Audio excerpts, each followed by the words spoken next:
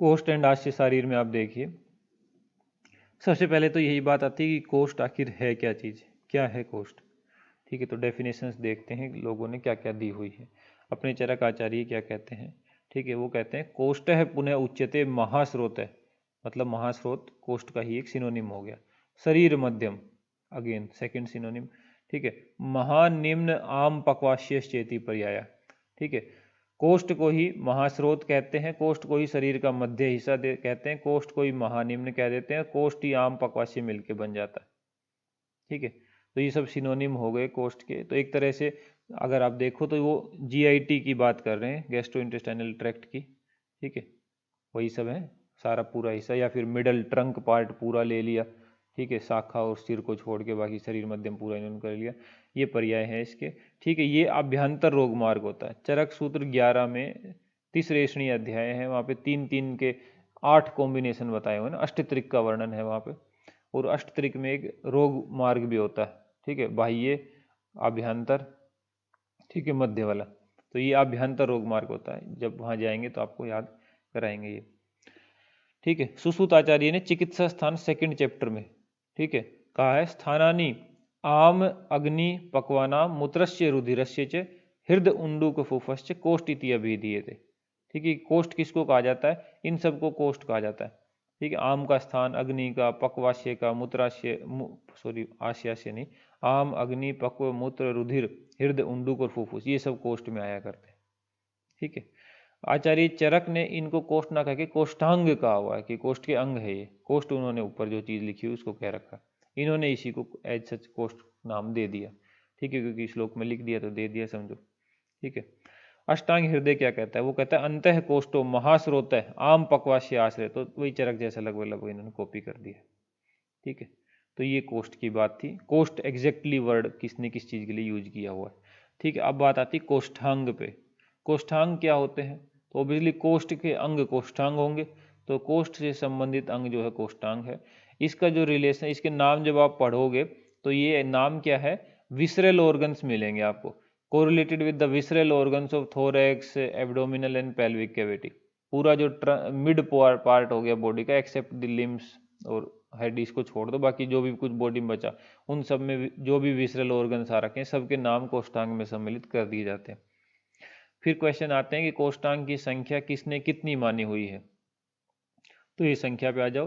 ठीक है, 15 चरक आचार्य ने मानी है, 8 अभी जब ऊपर आप पढ़ रहे थे सुश्रुत का, है ना, स्थानानि आम अग्नि पक्वाना मूत्र रुधिर से है ना, हृदय उंडुक फुफुस कोष्ठी, तो टोटल गिनोगे तो 8 निकलेंगे। 8 सुश्रुत के हैं, 7 प्लस 7 और एटसेट्रा लगा दिया है, वो अष्टांग संग्रह के हैं, 11 हृदय के हैं, 13 काश्यप के हैं। ठीक है, सबके सब आपको याद रखने हैं। ठीक है, कोई इसमें प्लस माइनस नहीं कर सकते, क्योंकि सबके सब कभी ना कभी पूछे हैं, संग्रह का नहीं पूछा हुआ होता। ठीक है, अब किसने कौन से कोष्ठांग मानने हैं, किसने कौन से नहीं मानने हैं। ठीक है, इसमें कभी भी इतनी जद्दोजहद के लिए क्वेश्चन आते नहीं हैं।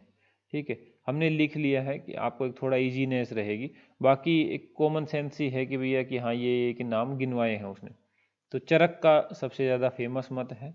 ठीक है, 15, सुश्रुत का 8 है, संग्रह का 7 एटसेट्रा है। ठीक है, अष्टांग हृदय के 11 हैं, काश्यप के 13 हैं। ठीक है, तो चरक के नाम एक बार पढ़ लो, नाभि माना है, हृदय है, क्लोम है, यकृत है, प्लीहा है, वृक्क है। ठीक है, वस्ती है, पुरुषाधार है, आमाशय है।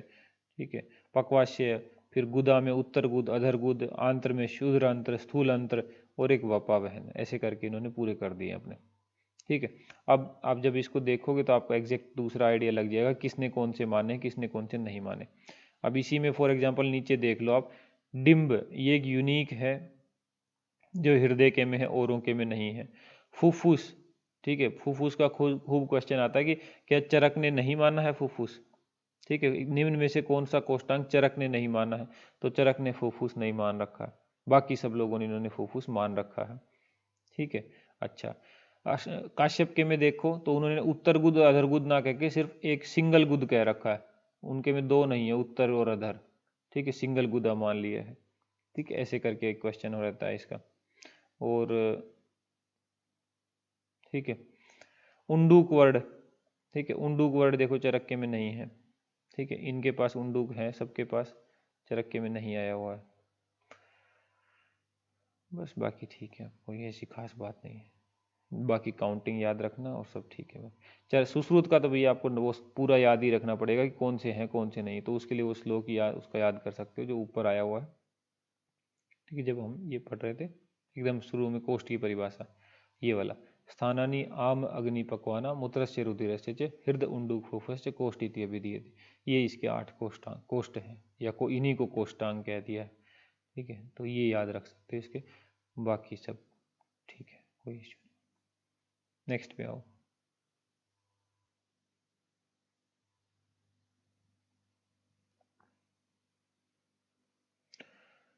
ठीक है, कुछ एक पॉइंट है जो जनरली एग्जाम में पूछे जाते हैं, उनको यहाँ लिख दिया है एक जगह।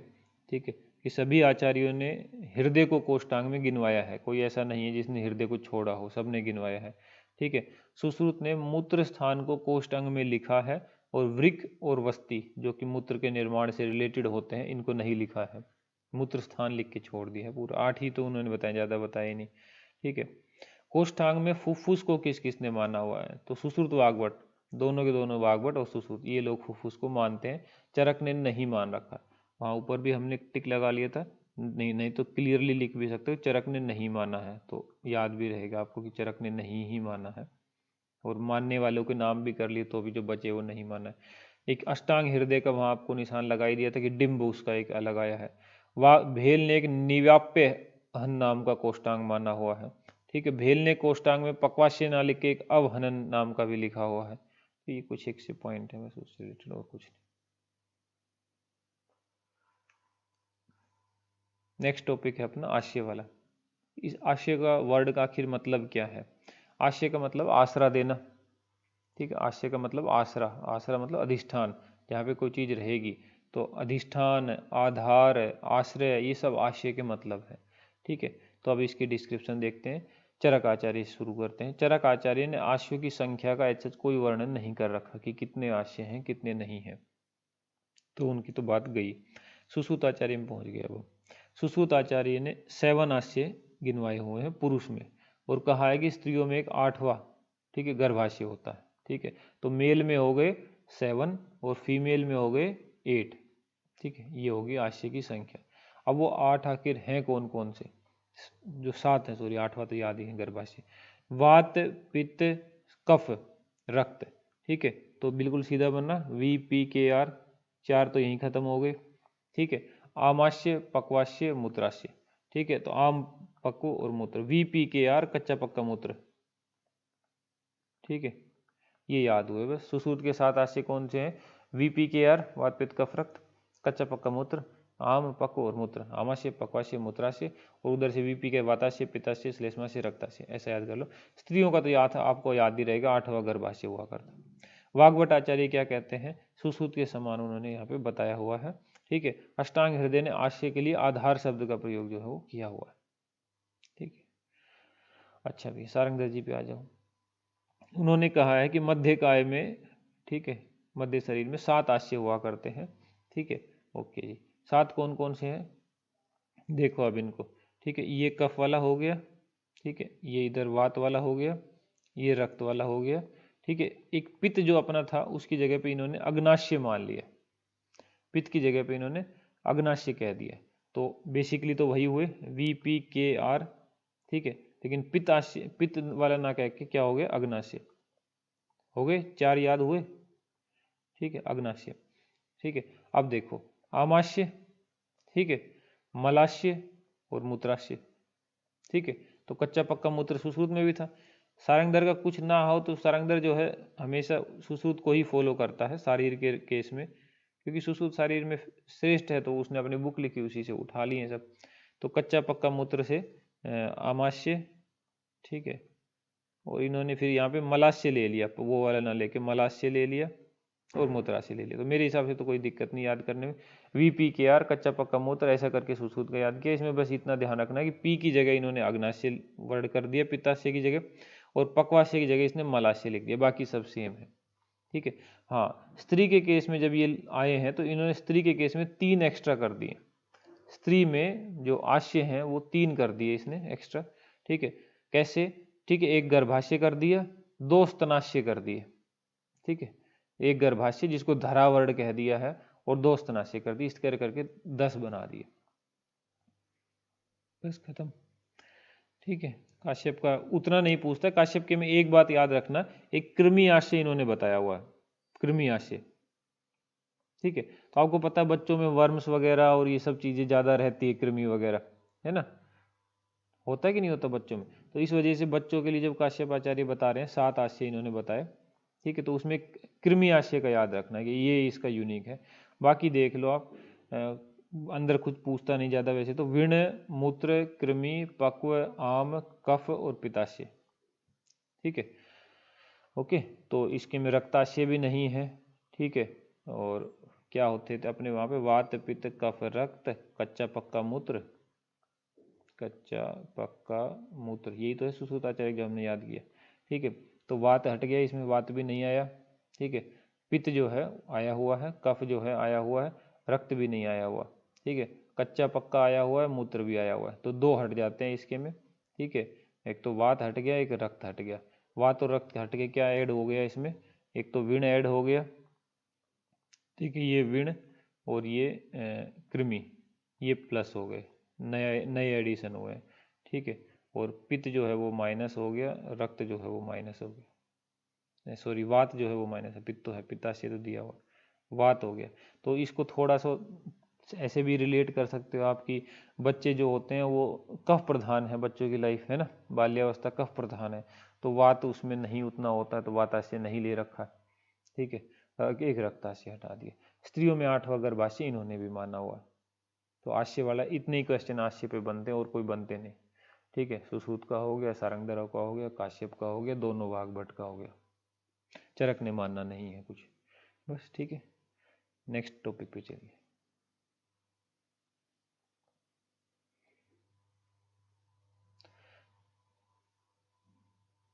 नेक्स्ट है, गर्भ में विभिन्न अंगों की उत्पत्ति किससे होती है।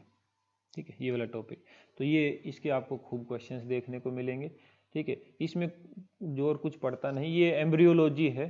ठीक है, आयुर्वेद में आपको पता है सूत्र रूप में चीज़ें सब वर्णित है, ज़्यादा डिटेल तो किसी की है नहीं है एनाटॉमी में, तो ये है एम्ब्रियोलॉजी। अब मॉडर्न में तो पूरा एक बड़ा टॉपिक होता है। ठीक है, लेकिन आयुर्वेद में ये छोटा सा है।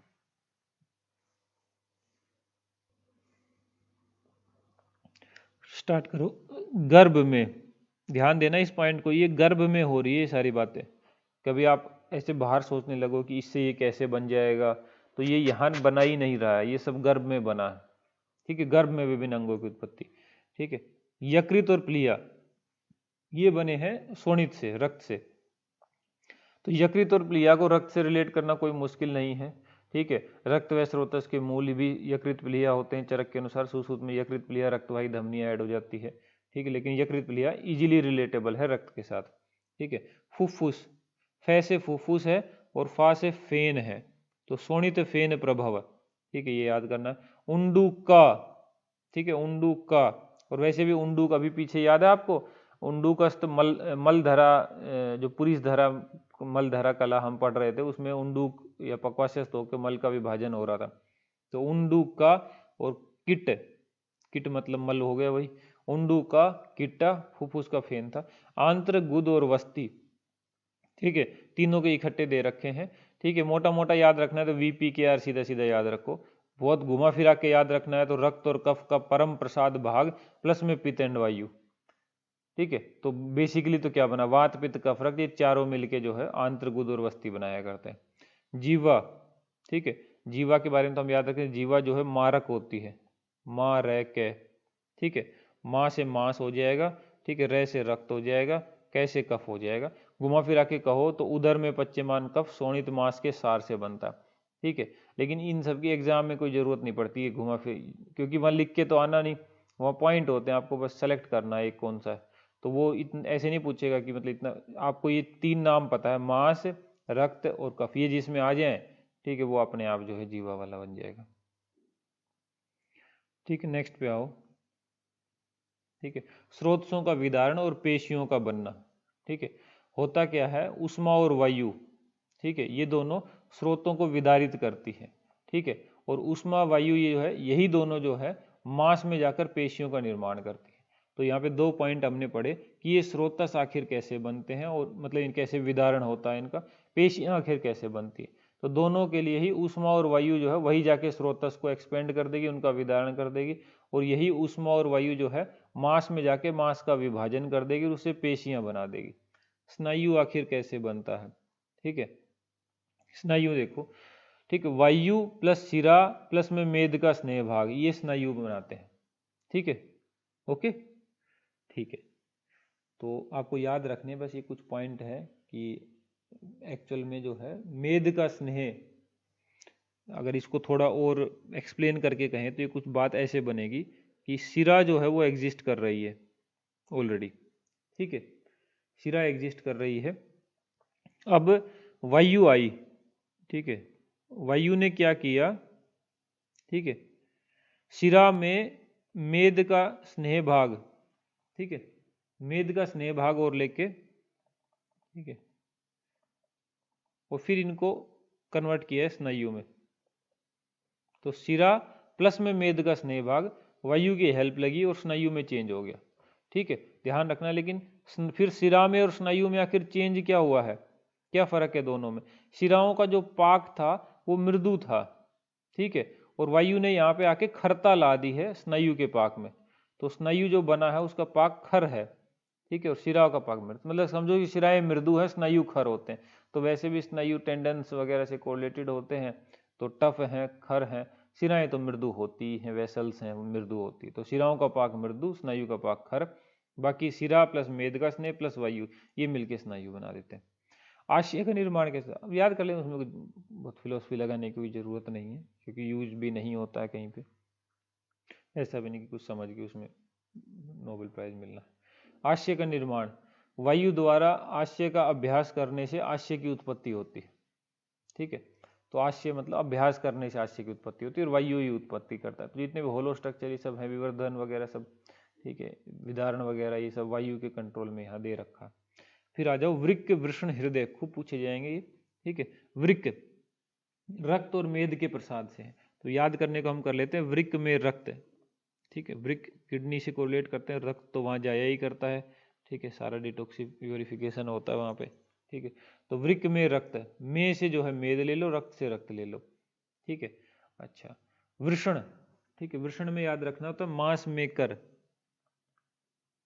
ठीक है, वृषण जो होते हैं वो मांस मेकर होते हैं। कैसे, क्योंकि वृषण टेस्टोस्टेरोन, ठीक है, और टेस्टोस्टेरोन ही जो है मस्कुलिनिटी देता है, ठीक है। बिना टेस्टोस्टेरोन तो फीमेल्स में टेस्टोस्टेरोन कम होता, क्योंकि उनके पास वृषण तो है नहीं, रहा सा टेस्टोस्टेरोन कहाँ से निकलता है, एड्रेनल कॉर्टेक्स से, वो तो इतना कम होता है, तो मस्कुलिनिटी दे नहीं पाता उतनी। तो वृषण जो है वो मांस मेकर होते हैं, मांस बनाते हैं, मांस है, मे कह है, ठीक है। तो मे कह, मांस से तो मांस ही हो जाएगा, ठीक है। में कह रहे, में से मेद, कैसे कफ, रह से रक्त हो जाएगा, तो मांस मेकर हो जाएगा, ठीक है। हृदय, ठीक है, हृदय को तो शोक बड़ी जल्दी लगते हैं, हृदय शोक में चला जाता है, सो और कै, ठीक है, तो सो से शोणित और कै से कफ, ठीक है, शोणित कफ प्रसाद जो, ये हृदय हो जाता है, ठीक है। और ठीक है, बाकी लोकेशंस हैं कुछ, वो तो आप कर ही लोगे, कि जैसे प्लीहा और फुफ्फुस ये लेफ्ट साइड बताए हुए हैं, हृदय ये क्या नाम है, यकृत जो है, क्लोम यकृत, ये राइट साइड में बता रखे हैं, हृदय चेतना का स्थान बताया जाता है, तो ठीक कर लो, ओके। कुछ एक कोष्ठांग ऐसे हैं जिनके बारे में कुछ यूनिक पॉइंट जो है रहते हैं, अब उनको कर लेते हैं एक बार हम लोग।